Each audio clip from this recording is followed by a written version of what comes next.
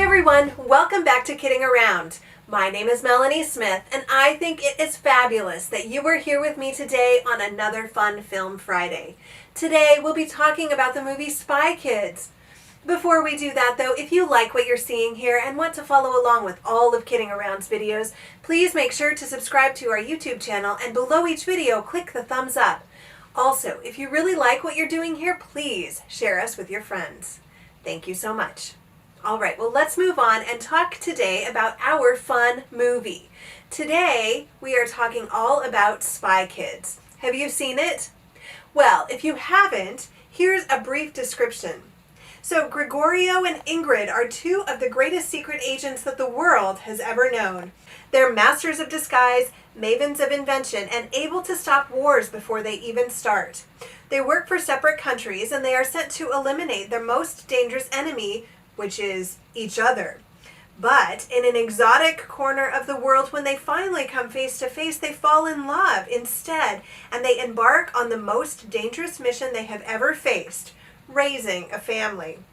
Now, 9 years later, after their retirement, having exchanged the adventure of espionage for parenthood, Gregorio and Ingrid Cortez are called back into action.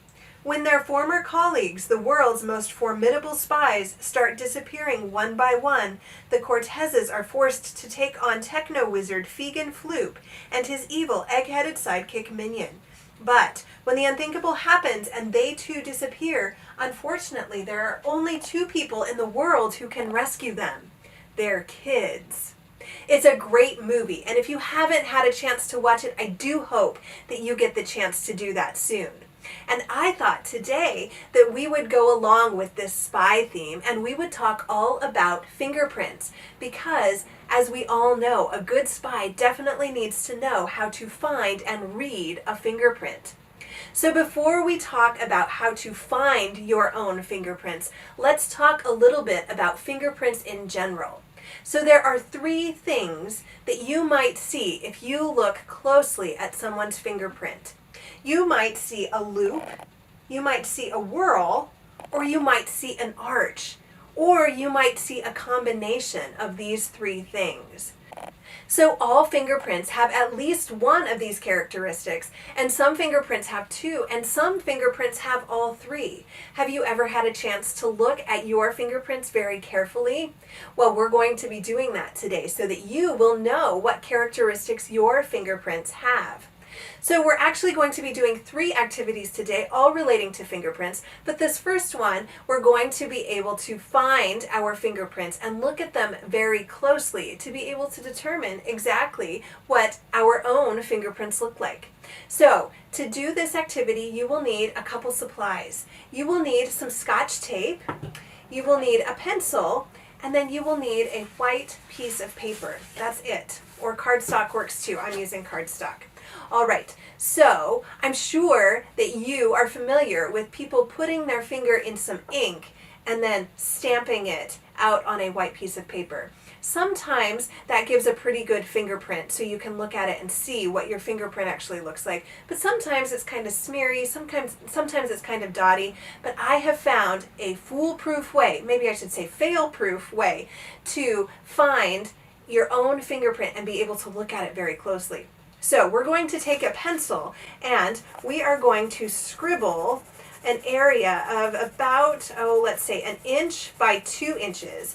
And we are going to press pretty hard with this pencil, and we are just going to color this area as much as we can. I kind of have my pencil at an angle, if you can see that. So I'm kind of making a wider line than I would be if I were writing. But really, it doesn't matter, just as long as you get this patch of graphite from your pencil. And I'm going over it several times. Like I said, I want it to be very dark. And then what I am going to do, I am going to rub my finger all over this graphite. And then I'm going to take a piece of tape and I'm going to put the tape on my graphite stained finger. And then I will very carefully peel the tape off and put it on my paper, and I will be able to very clearly see my fingerprint. Now, this may be something that's easier to do with 2 sets of hands, so if you have a sibling or a grown-up around you that you can ask for help, you might want to do that.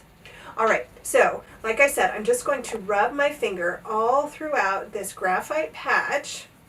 And you see I'm rubbing it all over. This is definitely the time to move your finger, move to the top, move to the sides, and then hopefully you can see that graphite there that is on my finger. You know, I want it to be even a little bit darker than that, so now I am going to take my pencil and I am going to make this even darker. So I am pressing harder than I did the first time, and I'm going over it a few more times. All right, now I'm going to try that again, and I'm rubbing all over. Yes, that is much better. All right, so now I am going to take a piece of tape. This is where the second pair of hands can definitely help. And then I am going to very carefully place this tape on my finger that's covered in graphite. And I want to be very careful. Once I stick this tape down, I want not to pick it back up and then re-stick it on my finger.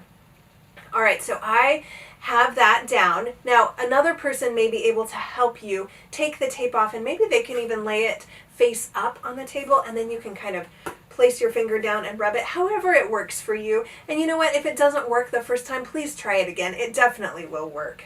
All right, so then I'm going to very carefully take this tape off.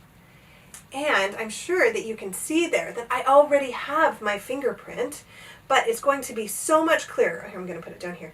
So much clearer once I then put that fingerprint piece of tape on my white paper. So then I get a chance to really, really look at my fingerprint, and I can see, like right here, I can see that there's a loop here, and then there are arches above. What do you see when you find yours? It's also interesting, you can do this for all of your fingers, and you will see that while there probably are similarities, none of them are the same as each other. Each fingerprint is different. So this is a really fun and easy way to be able to very clearly see your fingerprint.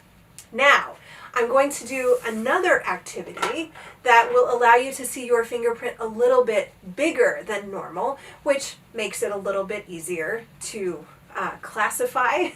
So to do this, you will need just a couple supplies. You will need a balloon, and then you will need an ink pad. I'll be using this one here. Your ink pad, ideally your balloon would be light and your ink pad would be dark. You could try it the other way if you have like a white ink pad and you could put white on a darker balloon. That may work, but I think the way to really make this work is a light colored balloon with dark ink. Okay, so what I'm going to do is I am going to pick my color ink, I'm going to pick blue, and I am going to stamp all over there. Oh, you know what I didn't mention? This activity, you should probably have a paper towel nearby or some baby wipes so that you can easily clean up once you're done.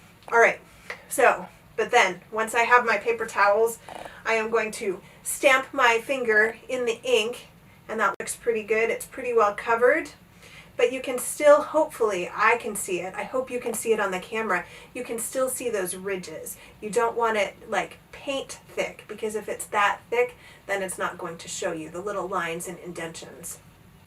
But once you have it about like this, then you are going to straighten out your balloon as much as you can, and you are going to then put your finger straight down on the balloon. Now try not to move it too much, and then pick it straight back up, and you should have a fingerprint there. Now you're going to need to let that dry just a little bit, so while it's drying, you can easily clean up so that you don't accidentally mark up the table or your clothes or yourself with the ink that you have just put your finger in. All right, so I think mine is pretty close to dry. I'm going to be very careful not to touch the ink as I blow up the balloon. I'm going to live a little dangerously, and I am going to go ahead and blow it up right now. You might want to wait a couple more minutes, but I think I can do this. All right, so now I'm going to blow up my balloon.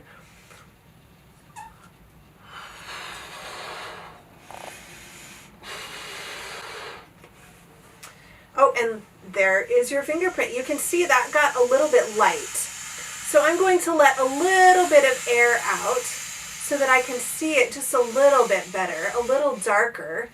So there we go. So that is obviously a lot bigger so that I can check it out. Now you'll see that it smears a little bit.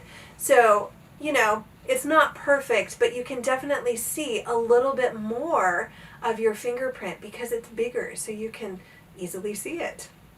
All right, so now that you know a little bit about your fingerprints, let's talk about why they are important to someone like a spy or a police detective or even a doctor.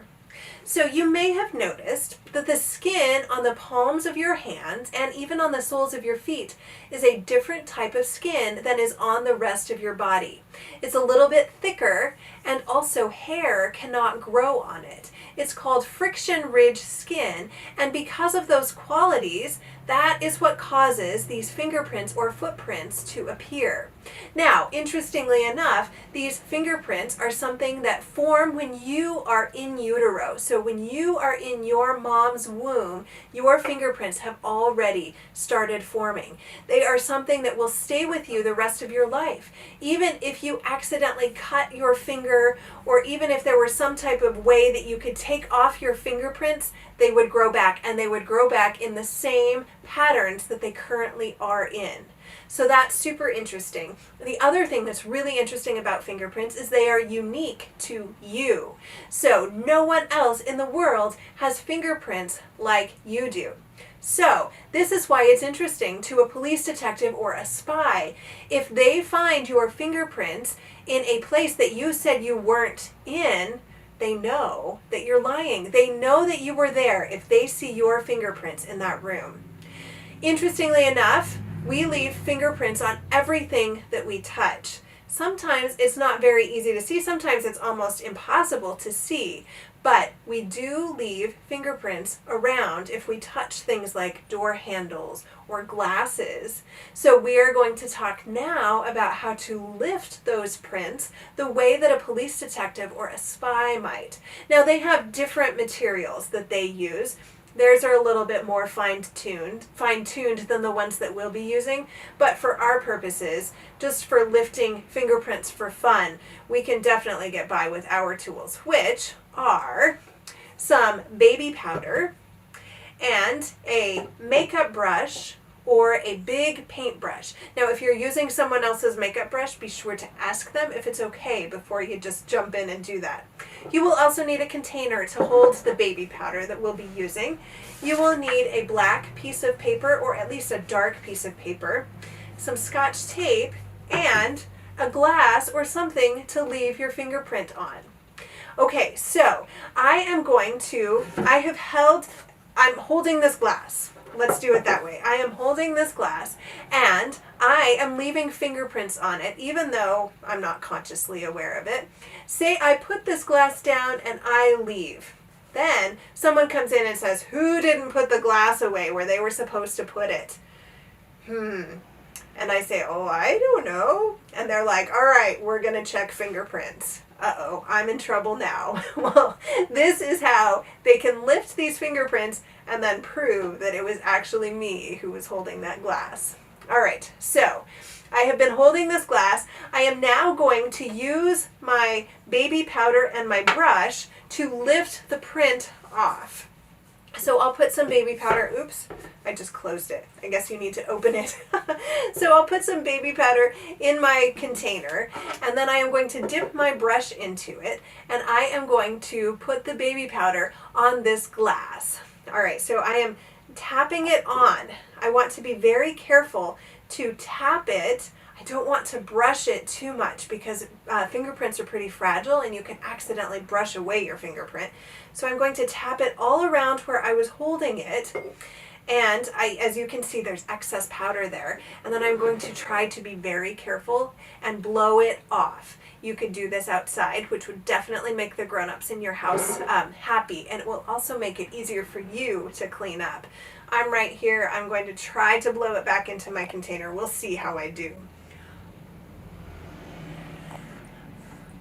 Okay, well, I carefully blew that away, and you can see here that some powder stuck around. That is where my fingers were touching. So now I am going to take some tape, some of my Scotch tape, and I am going to put that very gently over that powder that stayed there. And I am going to very carefully then lift it off, and then I'm going to put it on my black paper, and you can start to see the fingerprints. It's probably a little bit hard for you to see on the camera, but I can definitely see some arches in there. And I think then I'm going to take a second piece of tape and do it again. I will try to, let's see if I can lift off a different part. Ooh, you know what? I'm not going to use that tape because it already touched. So now let's see if I'm going to try to get this part right here where I saw another print forming. All right, now I'm going to carefully lift that off, and then I am going to put it down on the paper. I hope that you can see the fingerprint there that is left behind. This is something that is a little bit finicky. Like I mentioned, the tools that we are using are not nearly as sophisticated as the tools that spies or detectives would use. And so it's not going to work perfectly. But it does work. Just work with it a little bit. If it doesn't work the first time, if you don't get any prints on your glass, you might try putting on a little bit of lotion or asking the culprit to put on a little bit of lotion. That will help. And then, like as I did here, if the first tape lift kind of gives you something that looks sort of like a fingerprint but not a lot, you can definitely do a second piece of tape, and more will probably be revealed on the second piece of tape. So this is definitely a fun way to try to be your own spy or your own detective and see who didn't put the glass away when they were supposed to, right? It's all in good fun, of course. All right, well, the other thing that I mentioned about fingerprints is that doctors might be interested in fingerprints, right? So lots of studies have been done, and it's interesting what they have found. Doctors have found that certain types of fingerprint patterns indicate certain different types of health issues or concerns or just ways of being. So they figure that your fingerprints were made when you were in the womb, and it's a genetic thing. And so other types of things like asthma or sometimes like heart disease seem to follow a specific pattern. So people who have those what do we call them? Those conditions. So people who have those conditions seem to have similar types of fingerprints. Of course, they're not the same, but they seem to have the same characteristics. So that is something that they're continuing to study, and it's a really interesting thing to think that your fingerprints can tell you so much about your health. There actually are a few instances, very few instances of people who have no fingerprints at all. They were born without fingerprints. In fact, they've determined that it's about 5 families in the entire world of people that have no fingerprints. And it's a condition. People have different types of health conditions. It's a condition that these people have. And what they have found is it doesn't have too much of an impact on their lives, other than they don't quite have the same type of grip that other people do. So fingerprints definitely seem to aid in gripping and being able to hold things more easily. Very, very interesting things. And of course, we can see why spies and detectives also are very interested in fingerprints too. Well, I hope that you have had fun learning about fingerprints and the science of fingerprints. Please, if you have pictures of any of your fingerprints or any of the activities that you've done and you want to share them, please ask a grown-up to take pictures of those and put them on our Facebook page. I look forward to seeing you on Tuesday when we will be doing a Test Tube Tuesday lesson. It's all science on Tuesdays. I can't wait to do science with you then. But until then, thanks so much for joining me for this one. I hope you get a chance to watch Spy Kids. Thanks so much for kidding around with me. I will see you next time.